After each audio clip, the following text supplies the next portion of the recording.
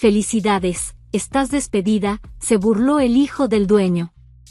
Con calma le dije, «Entonces explícales a los inversores por qué todo el imperio se apagará en exactamente 7 minutos». Mientras me iba, el caos absoluto comenzó. Si aún no estás suscrito al canal, haz clic en el botón de suscripción y activa la campanita para no perderte ninguna de nuestras historias. Tu apoyo significa todo para nosotros. Si esta historia te parece interesante, déjale un like. También me encantaría saber de qué ciudad eres, déjanos el nombre de tu ciudad en los comentarios. Ahora, empecemos con la historia. El aire de la tarde en el valle olía a tierra mojada, a flores de bugambilla y al éxito. Desde la terraza de la hacienda principal de Agro Imperio Solís, el mundo parecía perfecto. La música de un mariachi flotaba suavemente, mezclándose con las risas y el tintineo de las copas de cristal. Era la fiesta anual de la cosecha, y este año, la celebración era más grande que nunca. La razón era yo, o más bien, mi creación, AgriCortex. Mi nombre es Elena, y durante la última década, había dedicado mi vida a transformar este imperio agrícola tradicional en una potencia tecnológica del siglo XXI. AgriCortex, mi sistema de gestión inteligente, controlaba todo, desde el riego de precisión en los valles de Sinaloa hasta los drones de fumigación en los campos de agave de Jalisco. Y los resultados estaban a la vista, la cosecha más rentable de la historia. Veía a los socios suizos, hombres con trajes que costaban más que mi primer coche, charlando animadamente. Me sonreían y levantaban sus copas en mi dirección. A lo lejos, más allá de los jardines cuidados, veía los rostros de los jornaleros, mi gente, cuyas vidas habían cambiado gracias a la estabilidad que mi trabajo les había traído.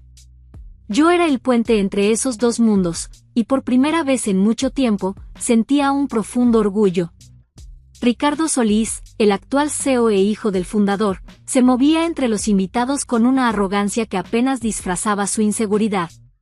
Su hermana mayor, Isabel, lo observaba todo desde una esquina, con esa inteligencia silenciosa y analítica que siempre la había caracterizado.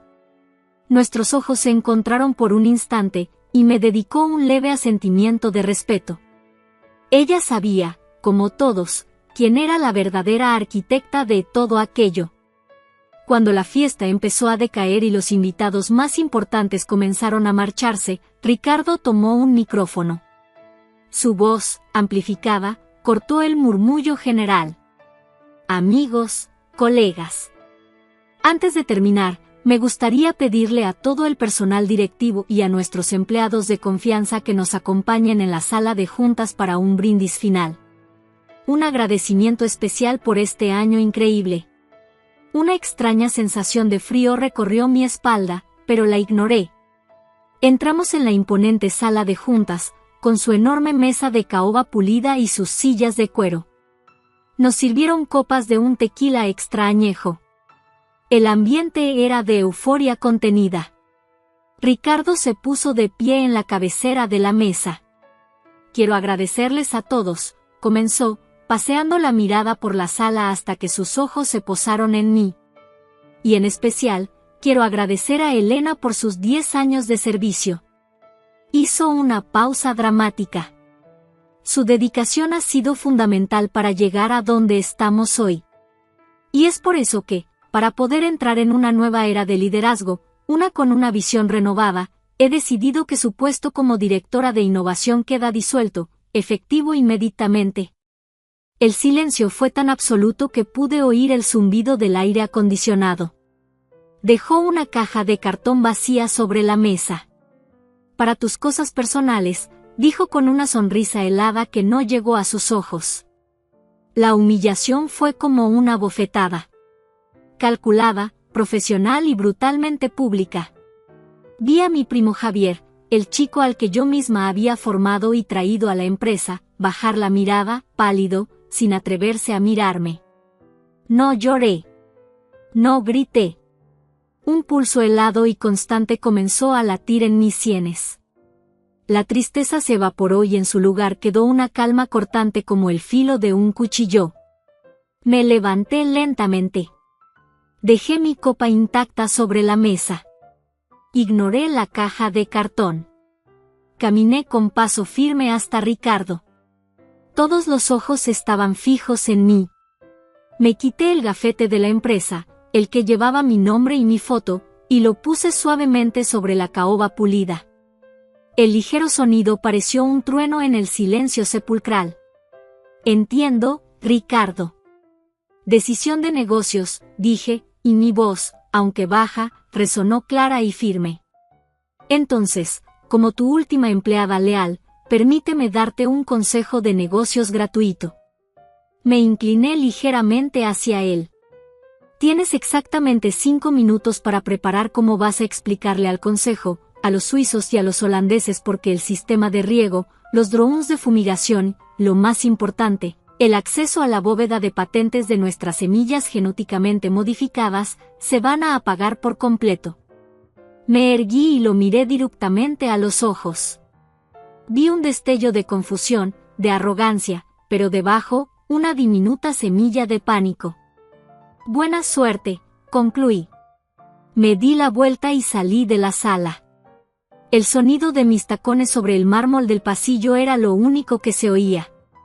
Detrás de mí, dejé un silencio de tumba que, sabía, estaba a punto de estallar en un caos absoluto. No conduje hacia mi casa. Mi pequeño apartamento en la ciudad de repente me pareció una jaula. En lugar de eso, tomé un camino de tierra que serpenteaba hacia las colinas, un camino que pocos conocían. El potente motor de mi camioneta levantaba una nube de polvo rojizo que se teñía de oro con la luz del atardecer. No sentía rabia. La humillación se había transformado en una energía fría, una concentración absoluta. Ricardo había cometido un error catastrófico, había confundido mi lealtad con debilidad. Llegué a mi destino, un pequeño invernadero de cristal y acero, escondido en un claro entre los árboles. Mi santuario. El único lugar en el mundo que era verdaderamente mío. Dentro, el aire era cálido y húmedo, olía a tierra fértil y a la fragancia sutil de cientos de plantas exóticas. Mientras regaba una hilera de helechos, mi mente viajó al pasado. Recordé a don Alejandro, el padre de Ricardo, un hombre de manos callosas y mirada sabia. Él me encontró cuando yo era solo una adolescente huérfana, hija de 2 de sus mejores campesinos, que habían muerto en un accidente. Vio en mí una chispa, una inteligencia que no pertenecía al campo. Pagó mis estudios de agrotecnología en la mejor universidad del país. La tecnología es el futuro, mi hija, me dijo una vez, mientras me mostraba un brote tierno de maíz. Pero nunca olvides que todo, absolutamente todo, nace de la tierra. Esa filosofía fue la semilla de AgriCortex. No era solo un conjunto de algoritmos y sensores, era un sistema vivo que entendía el lenguaje de la tierra. Pero también sabía que el mundo de los hombres estaba lleno de traiciones. Hace un par de años, cuando la salud de don Alejandro empezó a fallar y Ricardo tomó las riendas, noté el cambio. La envidia de Ricardo era casi palpable. Empecé a sospechar, a ver las señales. Fue entonces cuando diseñé la capa de seguridad definitiva de AgriCortex, el protocolo fantasma. No era un simple código. Era una obra de arte biotecnológica. En el corazón del invernadero, en una urna de cristal con control de clima, crecía mi mayor logro como agrónoma, una orquídea endémica de la región que se creía extinta. La llamé la orquídea fantasma, por sus pétalos translúcidos y etéreos. Era única en el mundo. El protocolo fantasma requería 2 llaves para autorizar cualquier cambio crítico en el sistema, como la revocación del administrador principal. La primera era mi contraseña. La segunda, la firma bioquímica única de la orquídea fantasma. Un espectrógrafo de masas en miniatura, un sensor que yo misma había construido y disfrazado como parte del sistema de riego del invernadero, estaba conectado de forma inalámbrica y encriptada a la red central de AgriCortex. Sin la firma molecular de la orquídea, El sistema interpretaría cualquier intento de tomar el control como una toma hostil y activaría un bloqueo total. La fusión perfecta de la naturaleza y el código. Ricardo, en su estúpida arrogancia, acababa de activar la primera parte del protocolo al revocar mis credenciales.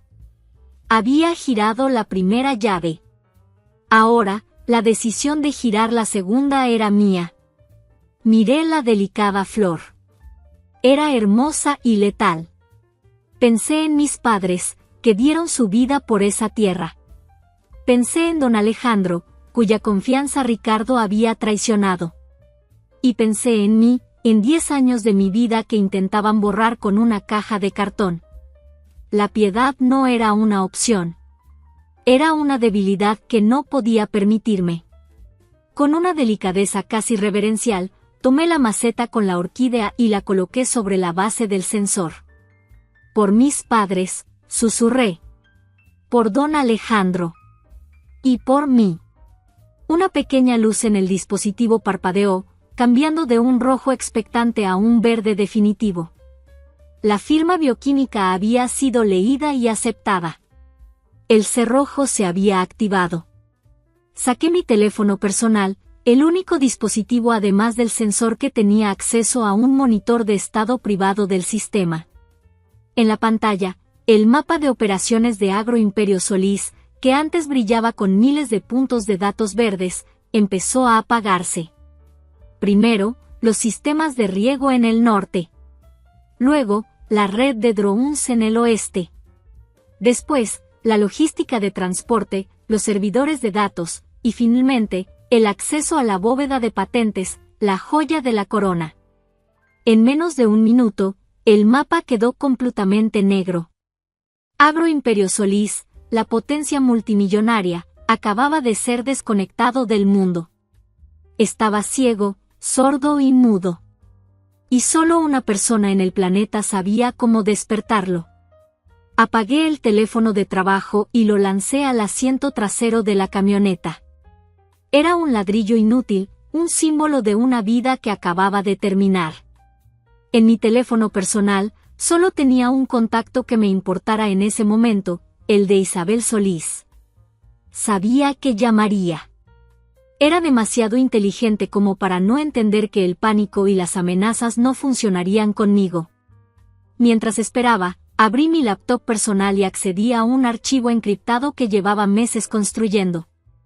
Lo llamaba el libro de cuentas de Ricardo. Contenía todas las anomalías financieras, las transferencias extrañas y las proyecciones infladas que había estado rastreando en secreto. Sabía que Ricardo era incompetente, pero la magnitud de su mala gestión, incluso para mí, era sorprendente. Presentía que esto era más grande que una simple reestructuración. Mi teléfono sonó. En la pantalla brillaba el nombre, Isabel. Elena, su voz sonaba tensa, pero no histérica. Había urgencia, pero también control. Era una líder, aunque su padre y su hermano nunca se lo hubieran permitido ser. Isabel, respondí con calma. No voy a insultar tu inteligencia preguntándote si sabes lo que está pasando. Sé que sí. Y sé que mi hermano es un imbécil. Pero esto es grave. Necesitamos hablar. Hizo una pausa. No como jefa y empleada. No como Solís, y bueno, tú sabes. Como dos personas que no quieren ver el trabajo de la vida de mi padre convertido en cenizas. ¿Dónde?, pregunté. Hay una pequeña cafetería en el pueblo de San Jacinto. El amanecer. Nadie nos molestará ahí. Te veo en 20 minutos. La cafetería era un lugar humilde, con mesas de formica y el aroma a café de olla recién hecho. Isabel ya estaba allí, en una mesa al fondo, con 2 tazas humeantes. No había rastro de la mujer de la alta sociedad de la fiesta, ahora era una estratega preocupada. Gracias por venir, dijo en cuanto me senté. Fue directo al grano. Mi hermano no solo es un idiota, Elena. Es peor que eso. Está desesperado. Se inclinó sobre la mesa, bajando la voz. La empresa está quebrada. O casi. Ricardo ha estado jugando en la bolsa con el capital de la compañía durante el último año. Hizo apuestas terribles, apalancó activos que no teníamos. Está ahogado en deudas. Sentí como si una pieza de un rompecabezas gigante encajara en su lugar. El despido, la prisa, la crueldad, todo cobraba un nuevo y terrible sentido. ¿Qué tan malo es?, pregunté. Suficientemente malo como para que Biogen se haya acercado a él. No como socios. Como tiburones que huelen la sangre. Isabel sacó un pequeño pendrive de su bolso y lo deslizó sobre la mesa. Biogen le ofreció un rescate financiero. Una inyección de capital masiva para cubrir sus deudas y salvar su pellejo. A cambio, Ricardo tenía que darles acceso preferencial a la tecnología de AgriCortex. No una venta, algo peor, una puerta trasera para que pudieran replicar tu trabajo. Mi sangre se heló. Biogen era nuestro competidor más despiadado. Eran conocidos por robar tecnología y destruir rivales.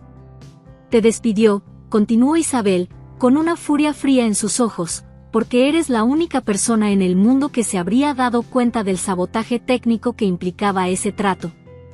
Necesitaba a alguien incompetente y manipulable en tu puesto. Alguien como tu primo. Ahora lo entendía todo. Esto no era sobre celos o arrogancia. Era sobre supervivencia, la de Ricardo, a costa del alma de la empresa. Isabel me miró fijamente. Papá está demasiado enfermo para luchar, Elena. Y yo no tengo el poder para detenerlo. Pero tú sí. Tú construiste el arca, y ahora tú controlas el diluvio. Levanté el pendrive. ¿Esto qué es? Es la copia del preacuerdo con Biogen. Lo saqué de la caja fuerte de papá. Él nunca lo habría aprobado. Miré a Isabel. Vi en sus ojos la misma devoción por el legado de su padre que yo sentía.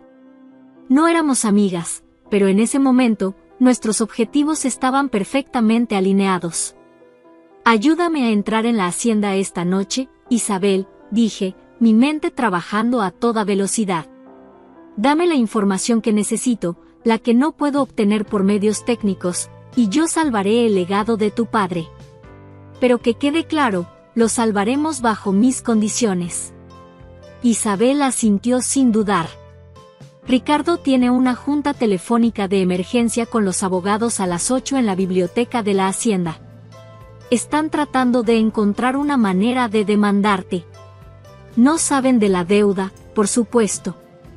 Es nuestra única oportunidad de acorralarlo. El pacto estaba sellado. No con un apretón de manos, sino con una mirada de mutuo entendimiento. La guerra por el alma de Agroimperio Solís había comenzado, y acababa de conseguir mi primera y más importante aliada. La noche era oscura y sin luna, perfecta para lo que planeábamos. Isabel me guió por un antiguo sendero de servicio que bordeaba los muros de la hacienda, un camino que solo los Solís conocían. Me indicó un punto ciego en el sistema de cámaras, una reliquia de la época anterior a AgriCortex que yo nunca me había molestado en actualizar. Ironías de la vida. Entramos por una puerta lateral de la cocina, que Isabel había dejado abierta. El silencio dentro de la enorme casa era pesado, cargado de una tensión casi eléctrica. Nos movimos como sombras por los pasillos opulentos hasta llegar a la biblioteca. La puerta estaba cerrada, pero podíamos oír la voz de Ricardo, alterada y estridente, al otro lado. Estaba en una videoconferencia, gritándole a un equipo de abogados carísimos. Quiero que la destruyan. Quiero que la metan en la cárcel por sabotaje industrial. No me importa lo que cueste, ladraba al teléfono. Isabel y yo intercambiamos una mirada. Era el momento. Abrí la puerta y entré en la biblioteca sin tocar. La repentina aparición de mi figura en el umbral hizo que Ricardo se callara en seco. Los rostros de los abogados, proyectados en una pantalla gigante, me miraron con una mezcla de asombro y alarma. Ricardo, dije con una calma mortal, caminando hacia la enorme mesa de conferencias. Dile a tus abogados que pueden empezar a facturar por hora extra. La noche va a ser muy larga. Tú, Ciceo, poniéndose de pie de un salto, su rostro enrojecido por la ira. ¿Cómo te atreves a entrar aquí? Seguridad. Saquen a esta mujer de mi casa. No creo que quieras hacer eso, lo interrumpí, mi voz era seda y acero. Dejé mi maletín sobre la mesa y saqué una carpeta de color azul. Esta carpeta, dije, deslizándola hacia él, contiene mis demandas para restaurar el sistema. Estoy segura de que Isabel ya te adelantó que no son modestas. Se rió, una risa amarga y llena de desprecio. ¿Demandas? Tú no estás en posición de demandar nada. Estás acabada. Ahí es donde te equivocas. Saqué una segunda carpeta de mi maletín, esta mucho más gruesa y de un ominoso color rojo. La dejé caer sobre la mesa con un ruido sordo y definitivo. Y esta segunda carpeta, Ricardo, esta es la interesante. Contiene el estado de pérdidas y ganancias real de la empresa de los últimos 2 trimestres. Contiene los registros detallados de tus desastrosas inversiones en derivados de alto riesgo. Y contiene una copia completa y notariada del preacuerdo de rescate que estabas a punto de firmar con Biogen. El color desapareció del rostro de Ricardo. Miró la carpeta roja como si fuera una serpiente venenosa. Los abogados en la pantalla se quedaron mudos, sus rostros ahora una máscara de profesional estupefacción. Así que, como verás, continué, rodeando la mesa lentamente, como un depredador que acorrala a su presa, no estamos negociando los términos de mi salida. Estamos negociando el precio de mi silencio. Estamos negociando los términos del rescate de tu compañía, que yo misma voy a liderar. Me detuve frente a él. Estaba pálido, temblando, una mezcla de furia y miedo puro en sus ojos. Había perdido, y lo sabía. Estas son mis condiciones. No son negociables, dije, enumerando cada punto con una precisión quirúrgica. 1. 51% de la propiedad de todas las patentes de AgriCortex y de las semillas genéticamente modificadas asociadas. Retroactivo y a perpetuidad. 2. La transferencia inmediata y legal de la propiedad de las 200 hectáreas de tierra en el Valle del Sol, las tierras que mis padres trabajaron, a mi nombre. 3. Mi reincorporación como directora general de tecnología e innovación, con un asiento permanente en el consejo directivo de la empresa. 4. Una compensación personal de $25 millones, transferidos a una cuenta de mi elección antes del amanecer, por despido injustificado, intento de robo de propiedad intelectual y daño moral. 5. Una disculpa pública, firmada por ti y por todo el consejo, reconociéndome como la única arquitecta de AgriCortex y lamentando el grave error de juicio que llevó a mi despido. Hice una pausa, dejándolo asimilar el peso de su derrota. Ah, y una cosa más. Sonreí. Quiero la carta de renuncia de mi primo Javier sobre esta mesa antes de irme. La lealtad tiene un precio, Ricardo. Y la traición, también. Se quedó allí, boqueando, sin palabras. Miró a Isabel, que lo observaba con fría decepción. Miró a los abogados en la pantalla, que cuidadosamente evitaban su mirada. Estaba solo, atrapado en la red de sus propias mentiras. Con un gruñido ahogado de pura rabia impotente, se sentó, tomó una pluma y empezó a firmar los documentos que yo ya había traído preparados. Cada trazo era una capitulación. Cada firma era un pedazo de su imperio que me estaba entregando. A la mañana siguiente, entré por las puertas de cristal de las oficinas corporativas de Agroimperio Solís, y fue como si una ola de silencio barriera el vestíbulo. Las conversaciones se detuvieron a media frase. Los empleados, desde los ingenieros hasta los contadores, levantaron la vista de sus monitores. Sus miradas eran una mezcla de miedo, asombro y un respeto a regañadientes. La noticia, o al menos los rumores, habían corrido como la pólvora. Vi a mi primo Javier en su cubículo. Cuando nuestros ojos se encontraron, se puso pálido como un papel y se hundió en su silla, fingiendo una concentración absoluta en su pantalla. No me detuve. Mi destino era otro. Convoqué una junta de emergencia con todos los directores de departamento en la misma sala donde había sido humillada menos de 24 horas antes. Tomé el asiento en la cabecera de la mesa, el que Ricardo siempre había ocupado. No mencioné su ausencia. No era necesario. Buenos días, comencé, mi voz tranquila pero llena de una autoridad innegable. Como algunos sabrán, ha habido una reestructuración significativa en el liderazgo de la compañía. A partir de este momento, asumo mis funciones como directora general de tecnología e innovación y como miembro del consejo directivo. Hice una pausa, dejando que la información se asentara. Mi primera orden del día es la restauración total de AgriCortex. El equipo de ingeniería se reunirá conmigo en la sala de control en 10 minutos. Después de dar una serie de órdenes claras y precisas para estabilizar las operaciones, pedí a todos que se retiraran, excepto a uno. Javier, tú quédate. Mi primo se acercó a la mesa, temblando visiblemente. No podía mirarme a los ojos. Esperaba gritos, un despido humillante, quizás una demanda. Dejé un sobre la mesa pulida. Sé lo que hiciste, primo, dije, mi voz sin una pizca de emoción. Y entiendo por qué lo hiciste. Ricardo te prometió el mundo, y tú eres ambicioso. La ambición no es mala, pero la traición a la sangre lo envenena todo. Abrió la boca para intentar excusarse, pero lo detuve con un gesto. No digas nada. No quiero oírlo. Le empujé el sobre. Dentro está tu carta de renuncia, ya redactada. Fírmala. Recoge tus cosas. Vete a casa. Pasa las próximas semanas pensando en lo que vale realmente tu ambición y en lo que perdiste por ella. Me levanté.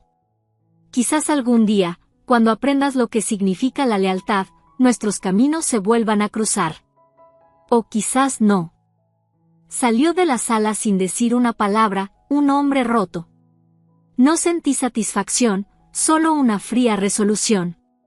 Era un movimiento de poder, no de venganza.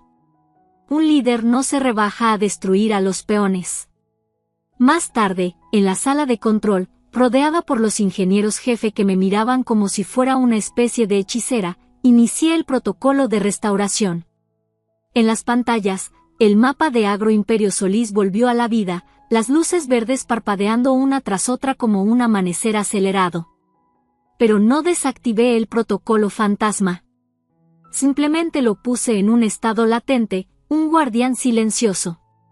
La orquídea en mi invernadero seguía siendo la llave maestra, un recordatorio constante para cualquiera que se atreviera a olvidarlo, de quien tenía el verdadero control.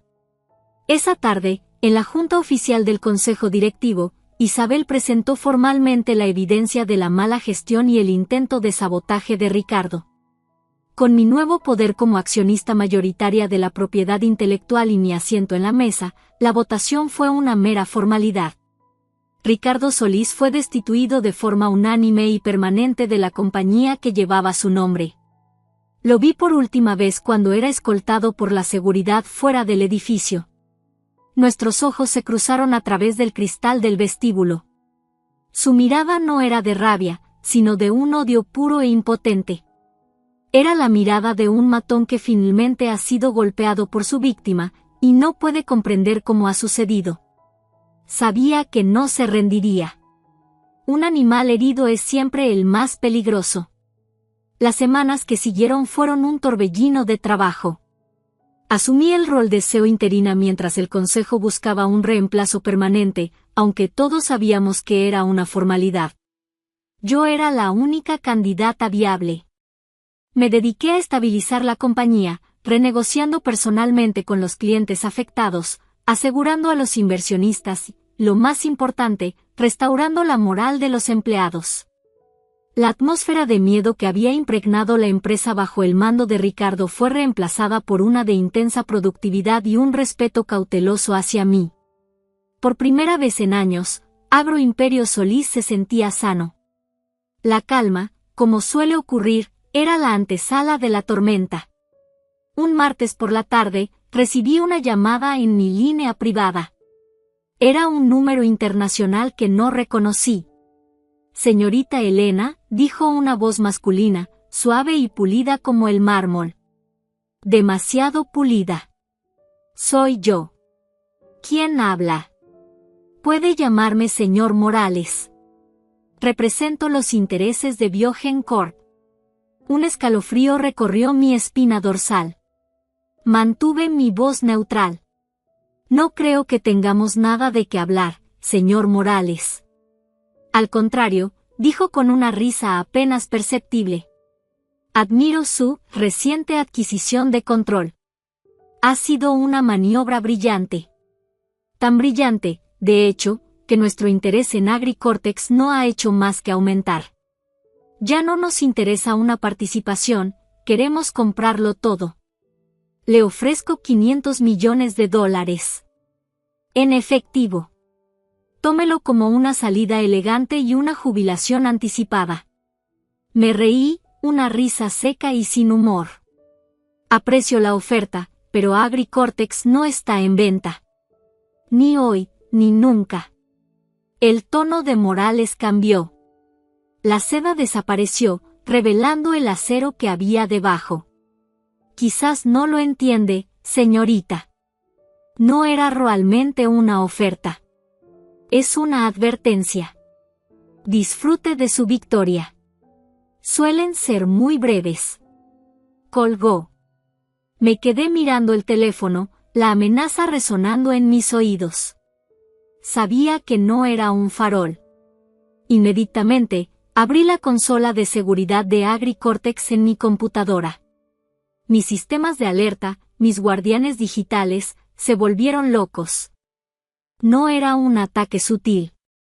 Era una ofensiva total. Un ciberataque de una magnitud que me dejó sin aliento. No estaban usando las tácticas torpes que Ricardo habría conocido. No iban por la puerta de servicio que él creía que existía. Esto era diferente. Profesional, brutal y financiado con recursos ilimitados. Estaban usando una vulnerabilidad de día cero, una falla desconocida en el software comercial de uno de mis servidores, algo que ni yo podría haber previsto. Estaban rompiendo mis defensas una por una, con una eficiencia aterradora. Mi mente corrió a toda velocidad, analizando los patrones de ataque. Y entonces comprendí su objetivo, y mi sangre se heló. No estaban tratando de robar el código de AgriCortex. No querían replicarlo. Se habían dado cuenta de que el sistema era demasiado complejo, demasiado entrelazado conmigo, su creadora. Su objetivo era más simple y mucho más siniestro, querían aniquilarlo. Borrarlo del mapa. Destruir mi obra maestra para que nadie más pudiera tenerla, eliminando así a su competidor más peligroso de un solo golpe. Me enfrenté a un dilema terrible. Mi única opción para proteger el código fuente era activar el protocolo fantasma de nuevo, un apagón total. Pero esta vez era diferente.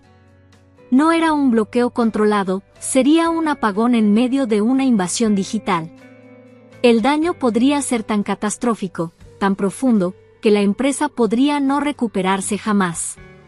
Millones de dólares en contratos se evaporarían en segundos. La confianza de los inversores, que tanto me había costado ganar, se haría añicos. Estaba atrapada. Obligada a elegir entre destruir mi compañía yo misma o dejar que ellos lo hicieran. Pero mientras miraba las líneas de código del ataque, vi algo más. Vi su arrogancia. Su confianza en su fuerza bruta. Y en esa arrogancia, encontré una tercera vía. Un protocolo de último recurso que había diseñado en teoría pero que nunca me había atrevido a implementar. Un plan tan arriesgado que podría fracasar espectacularmente. Lo llamé Protocolo Espejismo. Con los dedos volando sobre el teclado, inicié la secuencia. El protocolo no apagaría el sistema. En su lugar, crearía una copia funcional pero completamente aislada de AgriCortex en una serie de servidores en la nube, un gemelo digital perfecto. Y luego, redirigiría sutilmente todo el ataque hacia ese señuelo. Los hackers de Biogen creerían que estaban destruyendo el corazón de mi imperio.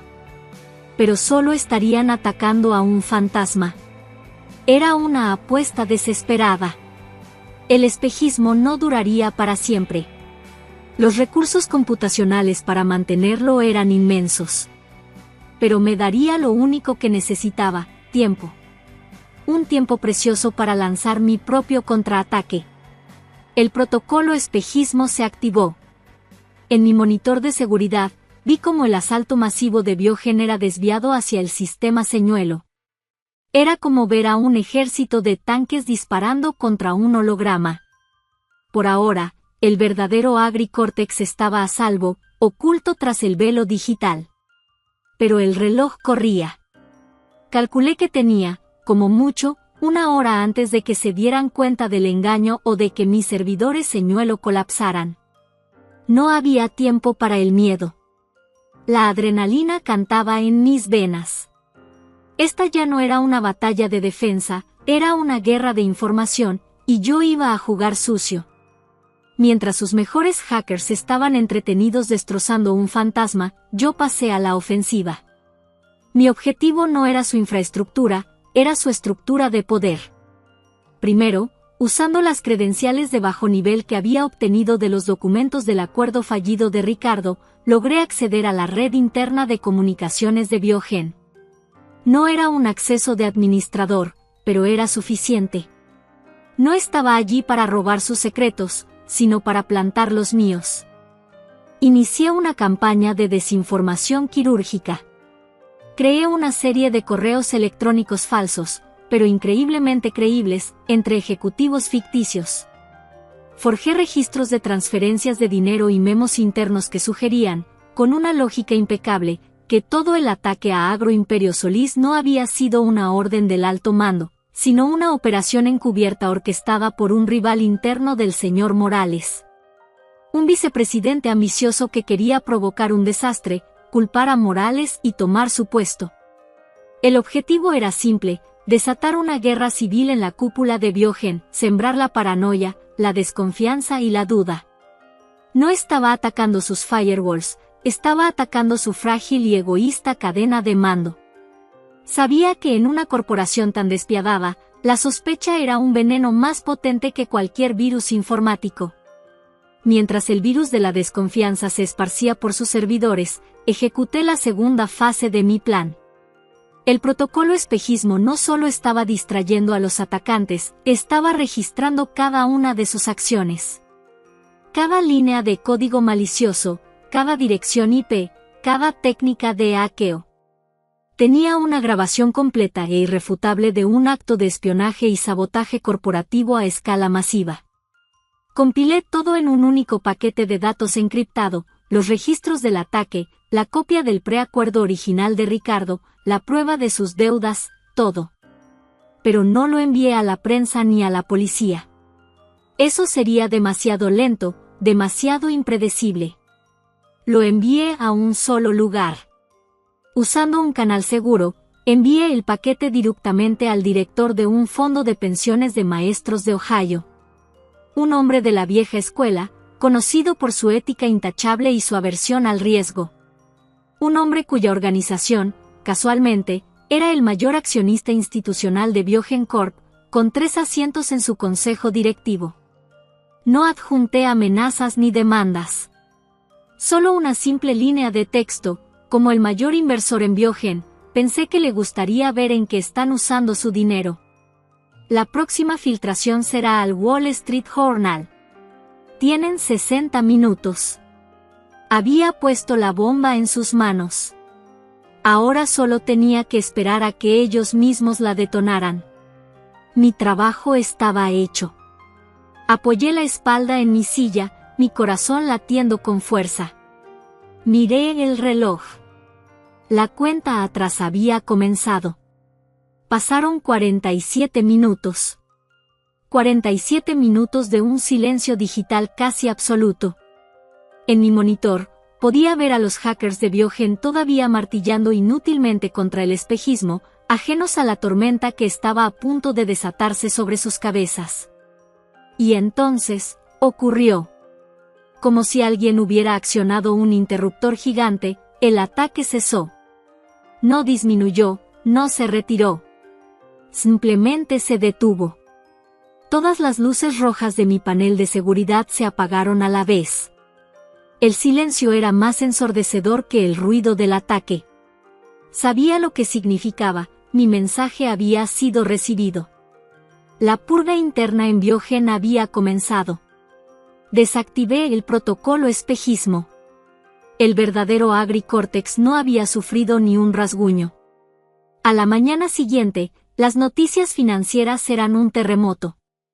No había ninguna mención de un ciberataque. La historia era mucho más jugosa.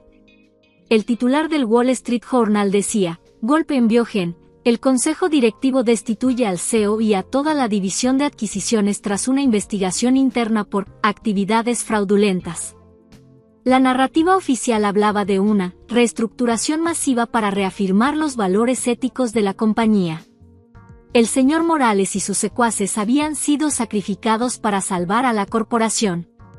Mi campaña de desinformación había funcionado a la perfección, dándoles la excusa perfecta para limpiar la casa sin admitir el crimen. Biogen se sumiría en el caos durante meses, neutralizada no por la fuerza, sino por una estrategia que nunca vieron venir.